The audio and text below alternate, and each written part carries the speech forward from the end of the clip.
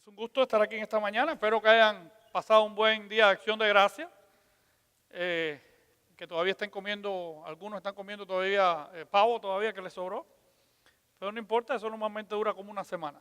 No es mi casa, porque en mi casa queda tan bueno que al otro día se terminó todo. Así que, pero quiero agradecer a Dios. Para mí es la celebración más hermosa que tenemos en todo el año, en que nos dedicamos a agradecer a Dios por tantas bendiciones que nos ha dado, ¿verdad? Así que espero que la hayan pasado muy bien. Durante toda esta semana y empezamos a partir del Día de Acción de Gracias, se comienza oficialmente la celebración de las Navidades o las Christmas. Y durante toda esta semana, en mi cabeza hubo una pregunta que quiero compartir con ustedes hoy. Y es, Señor, ¿por qué Jesús vino al mundo? ¿Por qué fue necesario que Jesús viniera al mundo? Con todas sus comodidades, con todos sus honores, con toda su gloria, con todo su esplendor, con toda su potestad, con toda su autoridad. Dice el libro de Filipenses que se despojó a sí mismo, se arrancó de sus privilegios y vino a estar con nosotros y se hizo semejante a los hombres. Y en su imagen de hombre, en su semejanza de hombre, se hizo siervo. ¿Verdad? Jesús estaba en lo máximo que se puede estar, con la autoridad máxima, con la autoridad, el poder, toda la gloria que ninguno de nosotros nos podemos imaginar. Y deja todo eso, abandona todo eso y desciende y viene a nacer en un lugar donde ninguno de nosotros hubiera permitido que un hijo nuestro naciera. Piensen en eso. Piense que usted llegue con su esposa o su hija embarazada a un hospital y cuando lo reciban en la entrada del hospital le digan no hay lugar para que ella dé a luz, usted tiene que dar a luz en el estacionamiento. Yo estoy seguro que muchos de nosotros en ese mismo momento le diríamos a la persona, no, yo me voy a otro lugar. Yo me voy de aquí, ¿cómo voy a venir aquí a confiar a mi familia en tus manos y ustedes me van a mandar al estacionamiento o al garaje donde hay grasa y hay autos y hay mal olor y hay tráfico? ¿Cómo va a dar luz ahí? Bueno, eso fue más o menos lo que le pasó a Jesús. Cuando su madre llegó para buscar un lugar donde estar, le dijeron, no, el único lugar es donde están los animales, es donde hay peste, es donde hay mal olor, es donde está ahí todo el estiércol de los animales. Ahí tiene que nacer el Rey de Reyes y Señor de Señores. Si nosotros no somos capaces de permitir que nuestros hijos o nuestras esposas o nuestras hijas den a luz en un garaje, o en un estacionamiento de un hospital, ¿qué más tendría que hacer Jesús para demostrar el amor por cada uno de nosotros? Quiero compartir con ustedes 5 cosas en esta mañana por las cuales estoy seguro que Jesús vino al mundo. No son todas, Creo que sería imposible poder resumir en 40 o 45 minutos todas las razones por las cuales Jesús vino, pero para mí son las más importantes. La primera es, Jesús vino al mundo porque necesitábamos un Salvador. El ser humano, dice la palabra de Dios, todos nos descarriamos, todos nos apartamos de Dios, todos hemos sido destituidos, arrancados de la presencia de Dios, todos hemos pecado, todos somos dignos de ser lanzados al infierno, todos los seres humanos. No hay uno solo, dice la palabra de Dios, no hay uno que busque a Dios. No hay iniciativa humana para hacer lo bueno. El ser humano perdió la capacidad de hacer lo bueno por naturaleza propia. Necesitamos un Salvador. Y si usted ha estudiado un poco la historia de la humanidad, si usted ha estudiado un poco lo que han sucedido en estos siglos y siglos de historia humana, hay un solo Dios en la historia de la humanidad, un solo Dios que ha muerto por su gente. Para todos los demás dioses, su gente tiene que morir por ellos. Hay uno solo que ha sido capaz de pagar por su gente, no que su gente pague por él. Hay uno solo que ha puesto toda la carga de la salvación, toda la carga de la bendición sobre él, y ese ha sido Cristo Jesús. Dice la palabra de Dios ahí en 1 Timoteo 1:15, dice: palabra fiel y digna de ser recibida por todos, que Cristo Jesús vino al mundo para salvar a los pecadores, dice el apóstol Pablo, de los cuales yo soy el primero. Yo no sé, y con el mayor respeto, si usted cometió el error de irse el día de acción de gracia a las tiendas. Yo creo que es una forma hermosa de destruir una hermosa tradición. Pero eso lo determina usted con su familia. Pero usted ve que había gente acampando enfrente de las tiendas el día antes. Cada loco con su tema, ¿no? Como dicen por ahí. Y la gente se revienta por ser el primero en esa fila, en esa cola, en esa línea. Pero yo estoy seguro que no todos los seres humanos estarían entusiasmados por ser el primero en la fila de los pecadores. Pero dice el apóstol Pablo, de los cuales en esa línea de pecadores yo soy el primero. Pero qué bendición saber que tenemos un Salvador. Qué bendición saber que Jesús vino a este mundo con el propósito de salvar a los que no tenían salvación. De darle salvación a los que no merecemos salvación. De entregarle vida eterna a los que no merecemos vida eterna. Si algo necesitamos en este mundo, si algo necesitábamos en este mundo, es alguien que fuera capaz de salvar al ser humano de su caída y de su perdición eterna. Cristo vino al mundo porque este mundo necesita un Salvador. Y no solamente lo necesitaba hace 2000 años, lo necesita hoy en día y lo va a necesitar siempre. El ser humano solamente va a su propia destrucción. El ser humano no tiene la capacidad de salvar a nadie ni alcanzar a nadie. Dice ahí Juan 1:29, el siguiente día vino Juan el Bautista a Jesús que venía a él y dijo: he aquí el Cordero del mundo que quita el pecado del mundo. Qué tremendo, ¿eh? El Cordero de Dios. El simbolismo de que el Cordero era sacrificado por limpiar el pecado del pueblo. Jesús vino porque necesitábamos a alguien que fuera capaz de pagar por el pecado de todos nosotros. Alguien que fuera santo, santo, santo. Cuando converso con personas que dicen que Jesús no es Dios, cuando tengo conversaciones con personas que creen que Jesús no es Dios, que Jesús es un ser humano únicamente y que no es Dios, yo le pregunto a esa gente: entonces usted no va al cielo, usted no puede ser salvo. Porque la palabra de Dios dice: yo soy el camino, la verdad y la vida, y nadie viene al Padre sino por mí. El problema es que si usted no cree que Jesucristo es Dios, usted entonces, el que pagó por sus pecados, el que se entregó para pagar por sus pecados, si no es Dios, entonces no puede tener la capacidad de pagar por sus pecados. Porque el único que está por encima del pecado, el único que es santo, santo, santo, es Dios mismo. Y usted no puede pagar por algo si usted no tiene más valor de lo que está pagando. Y el único que puede pagar por el pecado es el que no tiene pecado. Y el único que no tiene pecado es Dios. Entonces, si usted no cree que el que murió en la cruz es Dios y Salvador, entonces nadie puede pagar por tus pecados. Lo hermoso es que Cristo murió en la cruz, es que era el único que podía salvar nuestros pecados. Y con ese propósito vino al mundo.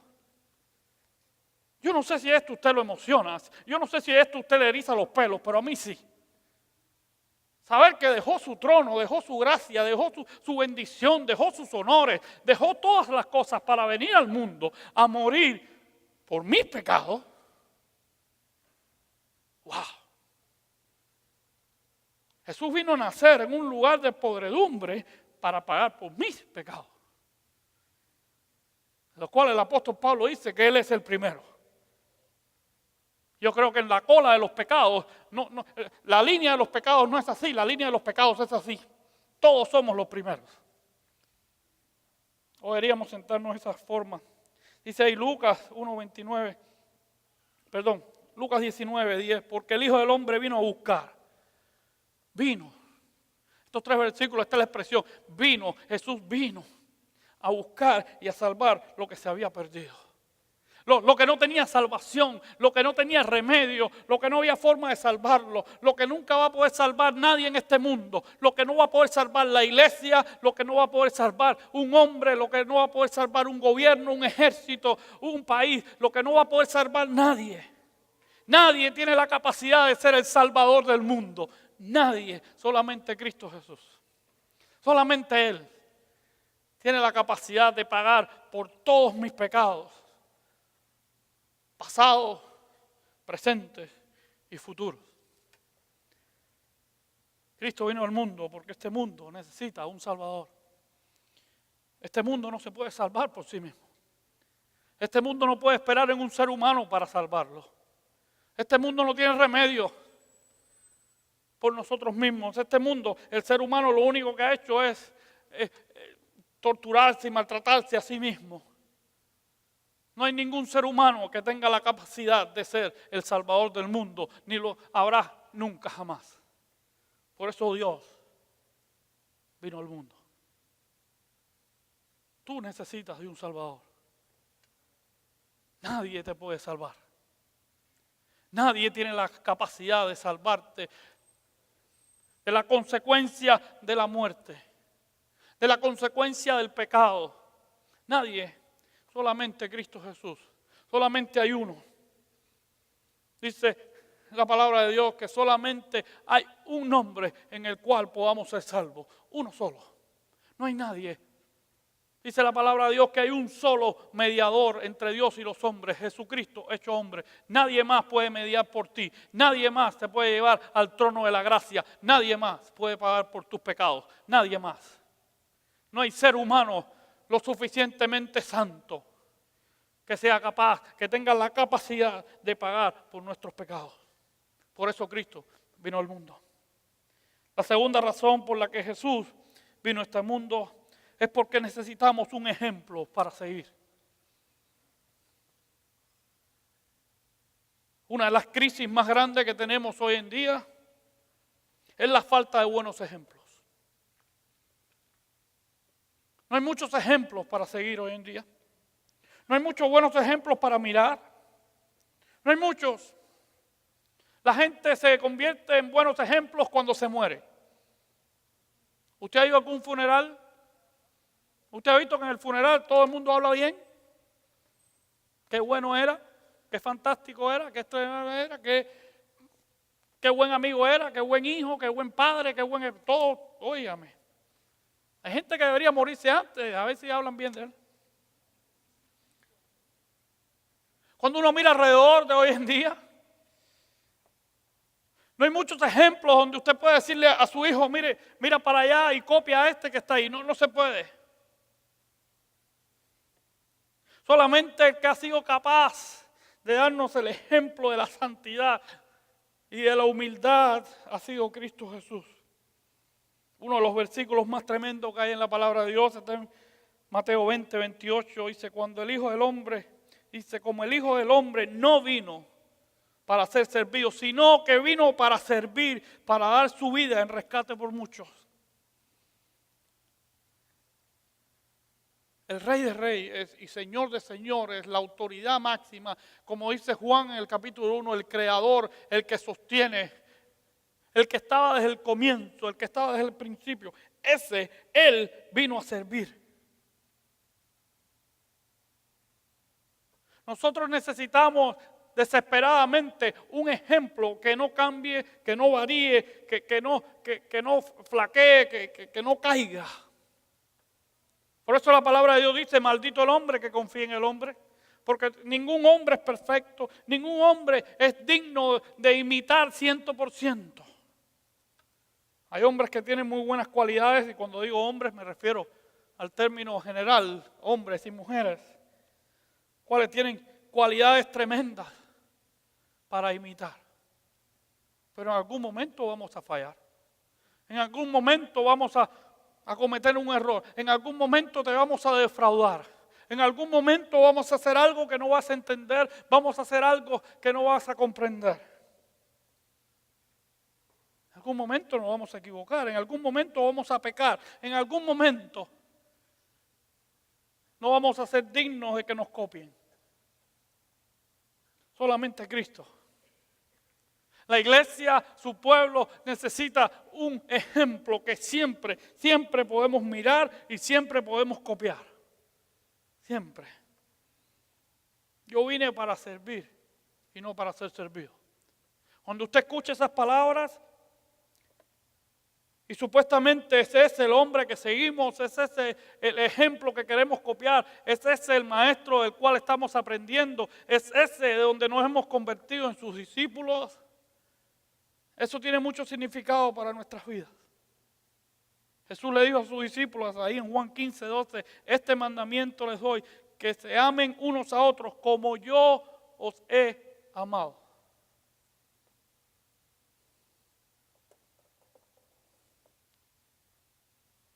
Si la iglesia cristiana fuéramos honestos lo suficiente, deberíamos pedirle a Dios perdón por ese versículo. Si la iglesia cristiana, si los que nos llamamos cristianos, si los que decimos tener a Cristo en nuestro corazón, fuéramos lo honestos suficiente, deberíamos pedirle perdón a Dios por ese versículo. Señor, que se amen unos a otros como Cristo nos amó. Creo que en este examen sacamos F. Y F de feo, ¿eh? Si nosotros como cristianos, si nosotros que decimos tener a Cristo en nuestro corazón, miráramos este versículo con la profundidad que tiene, y dijéramos, Señor, yo he amado a mi hermano como tú me amas a mí. Yo me he comprometido con mi hermano como tú te has comprometido conmigo. Yo me he comprometido con tu cuerpo, con tu iglesia, de la forma en que tú te has comprometido conmigo. Creo que deberíamos pedir perdón unas cuantas veces. Porque no creo que ha sido así. O tenemos muchas cosas por mejorar. Pero recuerde que Dios te ha llamado a amar al que está al lado tuyo.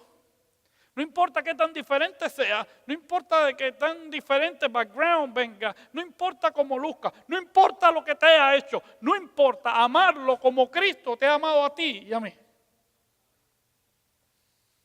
Por eso necesitamos un ejemplo. Por eso necesitamos una imagen que seguir. Por eso la palabra de Dios dice, puesto los ojos en el autor y consumador de la fe, puesto los ojos en Cristo. Él es el que hay que copiar. Él es al que hay que seguir. Él es. Por eso Cristo vino al mundo.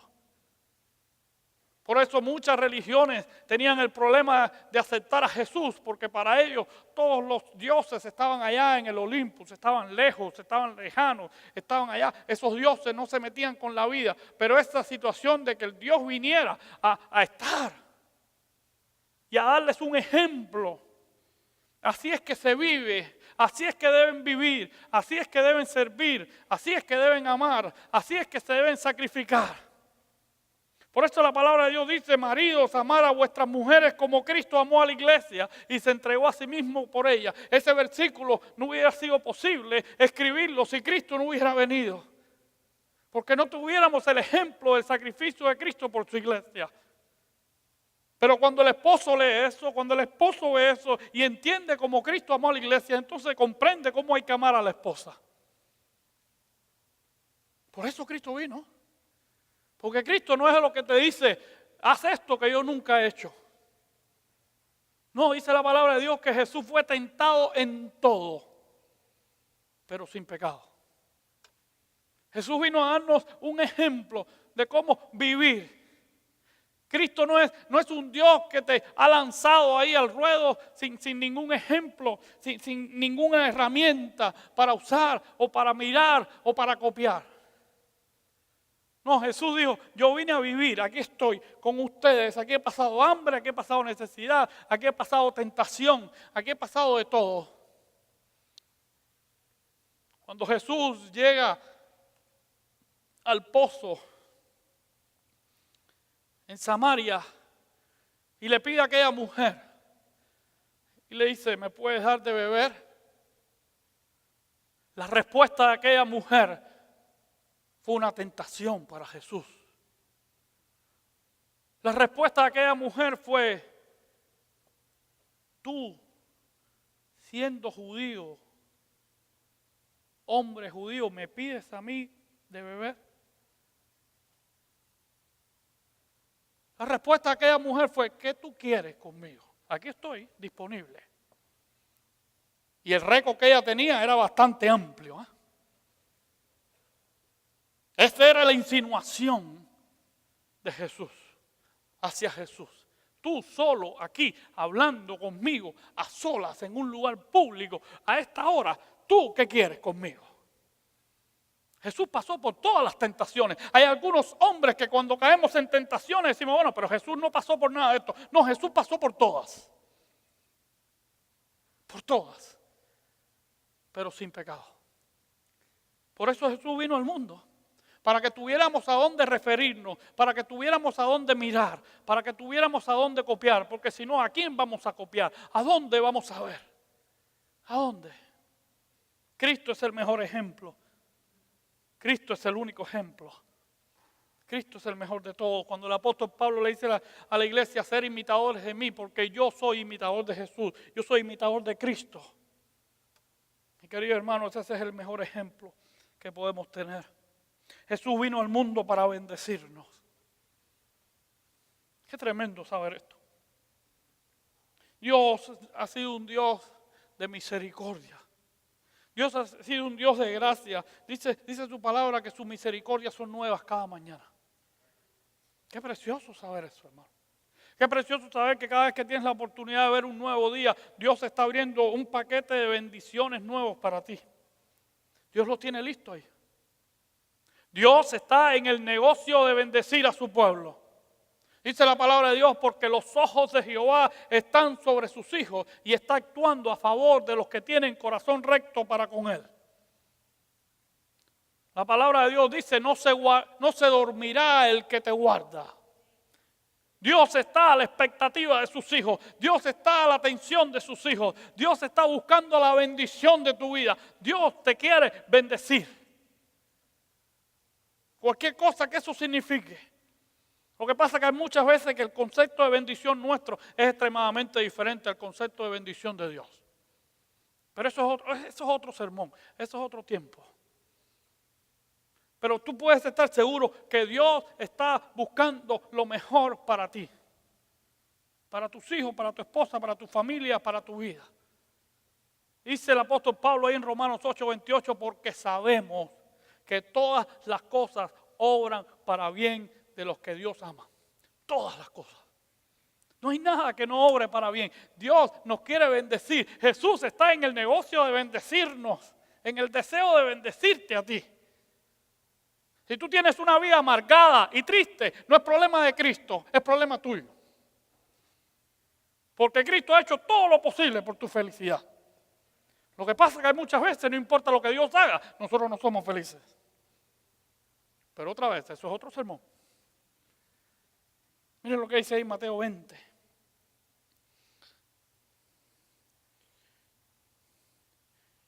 Tengo una pequeña confusión aquí, pero bueno, vamos a ir allá. El ladrón no vino sino para hurtar y matar y destruir. Yo he venido para que tengan vida y para que la tengan en abundancia. Eso es Juan 10:10. Para que tengan vida y para que la tengan en abundancia. Jesús está, no importa en el momento en que estás viviendo, no importa en la etapa de tu vida que estás viviendo, no importa por la situación que estés pasando, no importa. Jesús quiere que en el medio de todo eso tengas vida y la tengas en abundancia. La palabra de Dios dice que debemos estar en sumo gozo cuando pasemos por las pruebas y las necesidades. Esa es la gran diferencia de la vida cristiana.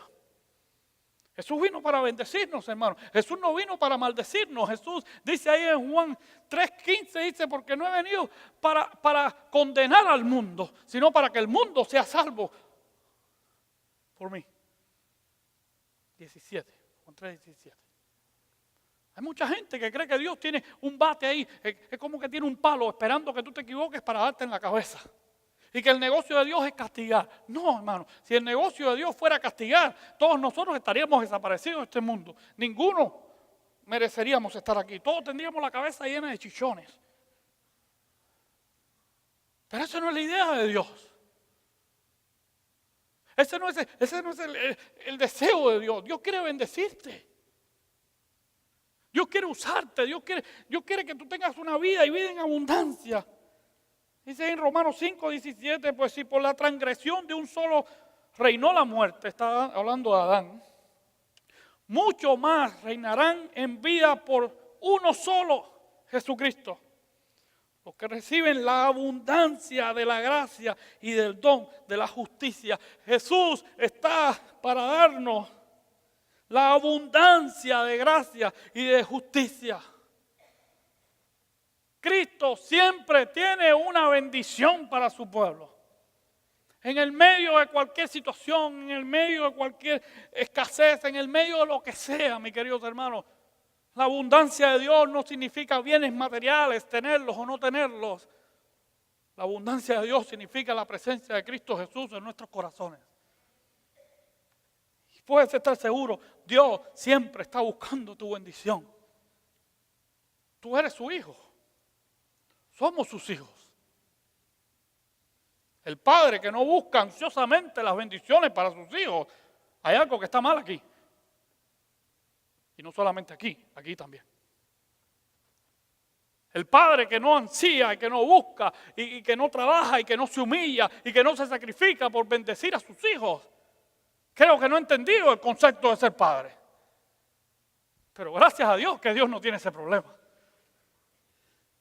Dios siempre está ansioso por demostrarte tu amor, su gracia, su abundante gracia y su abundante justicia. Qué precioso saber eso, mi querido hermano. Qué hermoso saber eso. Lo cuarto que estoy seguro que Jesús vino a este mundo es porque necesitamos una buena razón para tener propósito en la vida. Mi querido hermano, como diría el gran predicador Billy Graham, usted puede estar seguro que no importa cuál sea la condición social, la condición económica, la condición de salud, cualquier condición del ser humano, no importa cuál sea, si no tiene a Cristo en su corazón, está vacío. Usted puede tener la seguridad de esa. Mucha gente vive una vida de pantalla. Mucha gente oculta esas necesidades con bienes materiales o con ciertas cosas o con ciertas cuestiones. Pero usted puede tener la seguridad que en la soledad esa alma está vacía.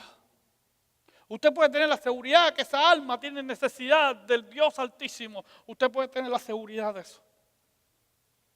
Por eso Jesús vino para que nuestra vida encontrara un propósito eterno, una razón para tener propósito. Una vida sin propósito no tiene sentido. Una gente sin Cristo no tiene propósito. Los propósitos de las personas sin Cristo tienen solamente capacidad de llenar su alma por un momento, por un instante, por un periodo de la vida, pero fuera de eso, jamás. Cuando llegan a ese momento de vacío, a ese momento de necesidad, solamente Cristo puede llenar eso. Nadie más, mi querido hermano. No hay un ser humano que pueda llenar lo más profundo de la soledad de un alma. No puede ser tu esposa. Tu esposa tiene la capacidad de bendecirte y de cuidarte y atenderte y de llenar necesidades en tu vida, pero hasta un límite. Lo mismo tu esposo. Tu esposo podrá agasajarte, tu esposo podrá cuidarte, tu esposo podrá bendecirte, pero solamente va a poder llenar tu alma hasta un momento. Lo mismo tus hijos, lo mismo tus amistades. Y como estudiamos hace poco, cuidado cuando tu esperanza está puesta en algo que se te puede quitar. Porque cuando eso no está, cuando tu esposo no cumple contigo, cuando tu esposa no lo hace, entonces el vacío es tremendo. O cuando tus hijos no cumplen tu expectativa, tus amistades no cumplen tus expectativas. Entonces el hueco, el vacío en tu alma es demasiado profundo porque estás basando tu consuelo, tu esperanza en esas cosas. Pero qué diferencia cuando la base del consuelo y la esperanza y el propósito de mi vida está puesto en Cristo Jesús, en la roca que no se mueve. Entonces Cristo vino a este mundo porque necesitábamos esa razón para poder tener el propósito, para poder gozarnos en las pruebas, para poder estar felices en la soledad, para poder entender que Dios tiene un propósito eterno y superior a mí mismo y a las situaciones que están alrededor mío. Dice ahí en Romanos 14, porque ninguno de nosotros vive para sí. Y ninguno muere para sí, pues si vivimos para el Señor vivimos, y si morimos para el Señor morimos. Así que sea que vivamos o que muramos, del Señor somos. Porque Cristo para esto murió y resucitó y volvió a vivir para ser Señor así de los muertos como de los vivos, de los que viven. Mi querido hermano, para mí el vivir es Cristo, dice el apóstol Pablo, y el morir es ganancia. Por eso el apóstol podía escribir y decir, todo lo puedo en Cristo que me fortalece, porque la vida del apóstol Pablo estaba centrada en Jesucristo. Hay muchos que tienen formas de escribir este versículo. Hay muchos que pudieran decir, porque para mí el vivir es mi familia y el morir es las tiendas. Para mí el vivir son las tarjetas de crédito y el morir es pagarlas, no sé. Usted puede escribir su propio versículo, usted puede escribir su propio Romanos 14:7. El problema es que esas cosas en un punto de la vida se caen, te defraudan, te agobian, tú no las entiendes, entonces es tremendo. Pero qué diferencia cuando para mí el vivir es Cristo y el morir también. Cristo es todo. Cristo no es parte de tu vida, Cristo es todo, Cristo es el centro y todo lo demás rodea alrededor de eso. Por eso Cristo vino a este mundo, para que pudiéramos tener una razón, para un propósito, para que nos demos cuenta que nuestra vida tiene una vida en propósito en Dios. Por eso la palabra de Dios dice, no te hagas tesoros en la tierra donde se echan a perder, sino hazte tesoros en los cielos. Que nuestro propósito sea allá. Hay cristianos que tal parece que están viviendo únicamente para esta vida. Hay cristianos que tal parece que todo es acerca de esta vida. No, mi querido hermano, somos extranjeros en este mundo. Mi patria está en el cielo, dice el apóstol Pablo. Allí está nuestra presencia, allí está nuestro rey, allí está nuestro reino, allí es. Por eso Cristo vino. Para que nos diéramos cuenta que no hay ningún propósito humano que pueda sobrepasar el propósito de bendecir y glorificar y exaltar el nombre de Cristo Jesús. Pero qué triste es cuando nuestro propósito de nuestras vidas está en otro lado, está en otro lugar. Dime cómo vives y te diré cuál es tu propósito. Dime en qué gastas tu tiempo y te diré cuál es tu propósito. Dime cómo gastas tus recursos y te diré cuáles son tu razón para ese propósito. Jesús vino para que pudiéramos tener una buena razón, para tener un propósito eterno en nuestras vidas. Y por último, Cristo vino a este mundo porque necesitamos que su presencia sea una realidad en su pueblo. Cristo vino para quedarse. Y eso es muy hermoso. Hay veces que vivimos como si Jesús no estuviera. Hay veces que nos preocupamos tanto como si Jesús hubiera ido. Hay veces que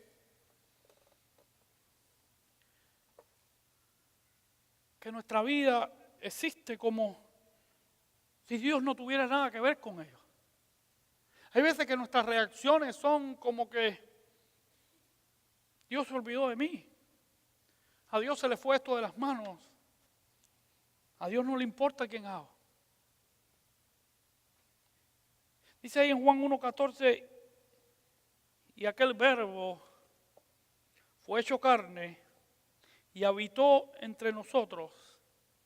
Y vimos su gloria como del unigénito del Padre, lleno de gracia y de verdad. Y habitó entre nosotros. La palabra habitar significa estadía permanente.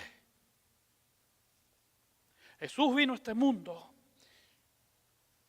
para quedarse.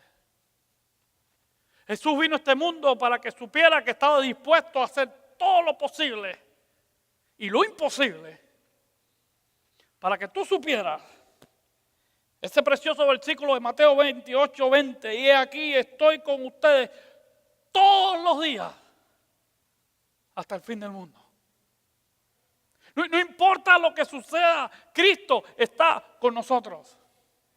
No importa lo que esté sucediendo en tu vida, no importa lo que no comprendas, no importa, Cristo está con nosotros. Y eso es muy bueno saberlo, eso es muy estimulante saber que el Rey de Reyes y Señor de Señores está con nosotros. Claro, hay momentos en que no quisiéramos que estuviera. Hay momentos en que no me conviene que Cristo esté. Hay momentos vergonzosos en que yo desearía que Jesús mirara la cara y no mirara para acá. Hay momentos en que no quisiera que estuviera. Pero Cristo siempre está. Sí, ascendió a los cielos. Sí, resucitó de los muertos y ascendió a los cielos. Y dice su palabra que un día lo volveremos a ver descender en su gloria.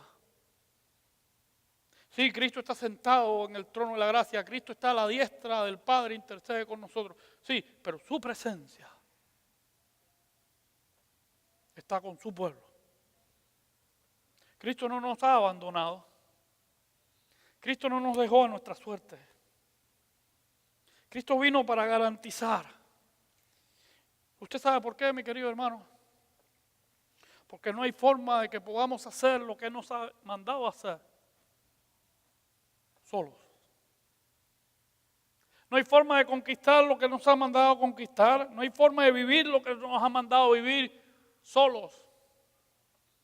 Dice el apóstol Pablo, es Cristo en ustedes la esperanza de gloria.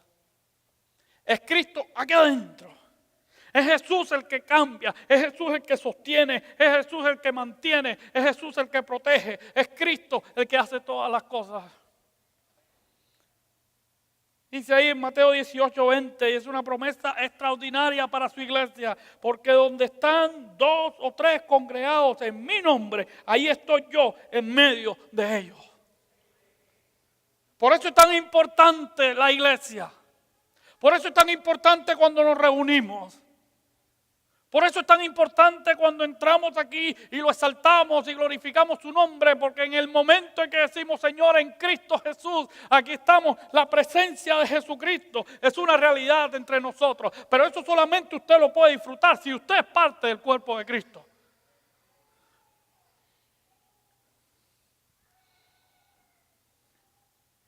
Qué hermoso saber que Cristo no se ha ido. Qué hermoso saber que no se irá nunca. Qué hermoso saber que un día su presencia va a ser una realidad.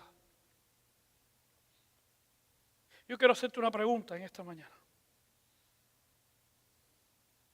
¿Qué tiene que ver la celebración de las Navidades como lo hacemos hoy en día con estas 5 cosas?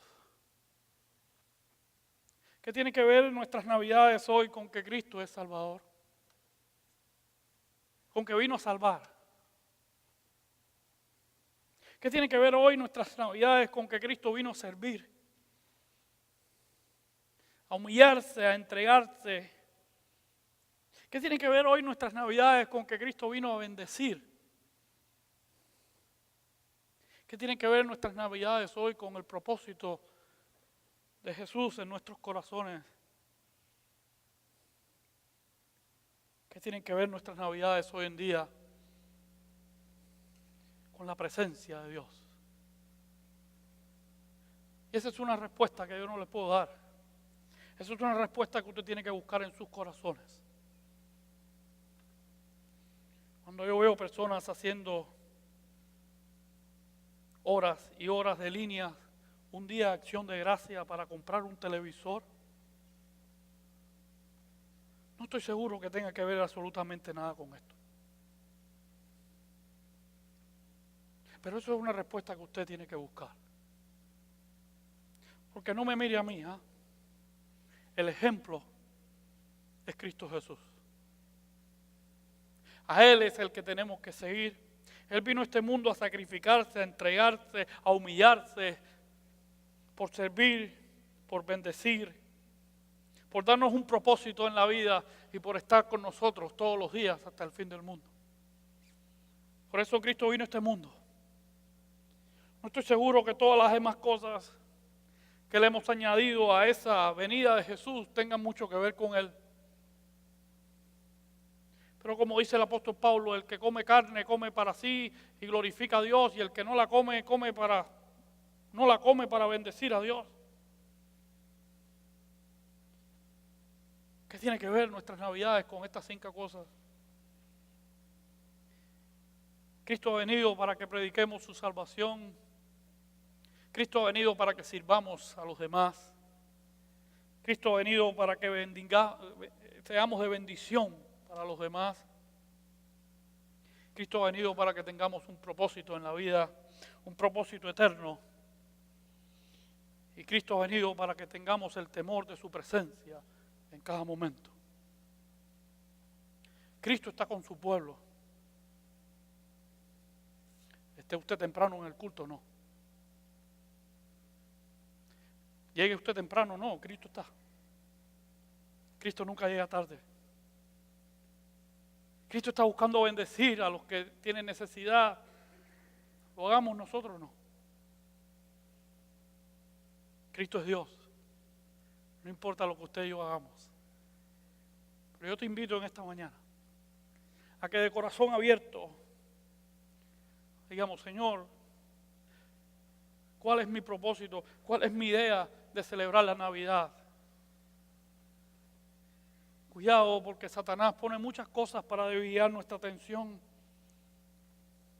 y no verdaderamente disfrutar la razón fundamental por la que Cristo vino a este mundo. Estoy seguro que Cristo no vino en diciembre, que tampoco nació el 25 de diciembre, pero bueno, algún día hay que celebrarlo, ¿no? No hay problema con eso. Jesús posiblemente nació en el verano, pero parece que había mucho calor para celebrar eso. No sé. Yo sí sé que Cristo vino un día. Yo sé que Cristo está con nosotros. Yo sé que Cristo un día viene por su pueblo. Eso hay que celebrarlo todos los días. Yo te quiero invitar en esta mañana. Cristo nació una vez en Belén. Belén es un pueblo insignificante en el mapa. A tal punto que gente que vivía en aquella época preguntó una vez: ¿y de Belén puede venir algo que valga la pena? ¿De Belén puede venir algo bueno?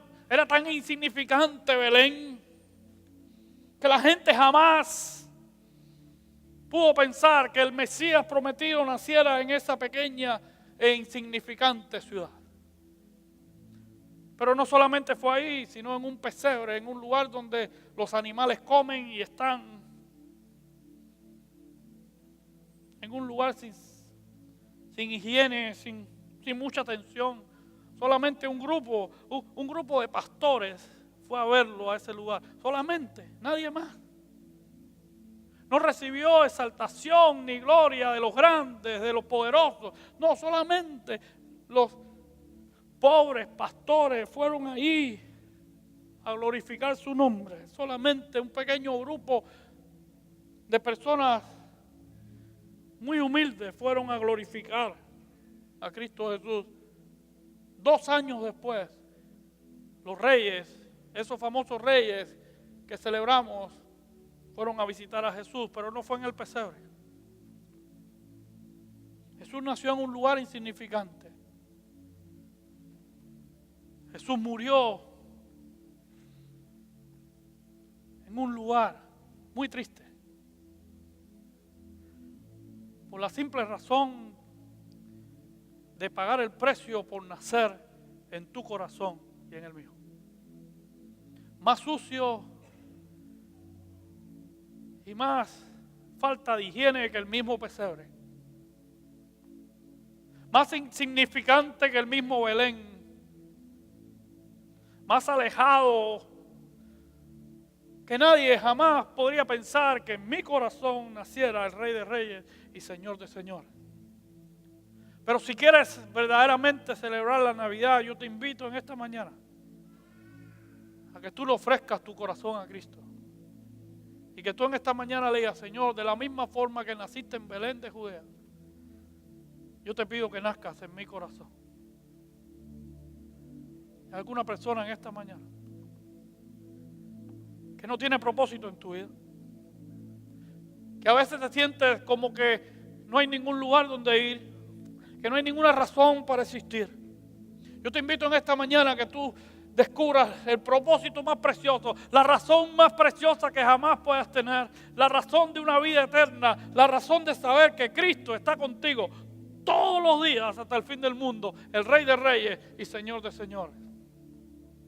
¿Hay alguna persona en esta mañana que quiere decirle: Señor, yo quiero que tú nazcas en mi corazón? Yo te invito a que tú levantes tu mano, me encantaría orar por ti en esta mañana.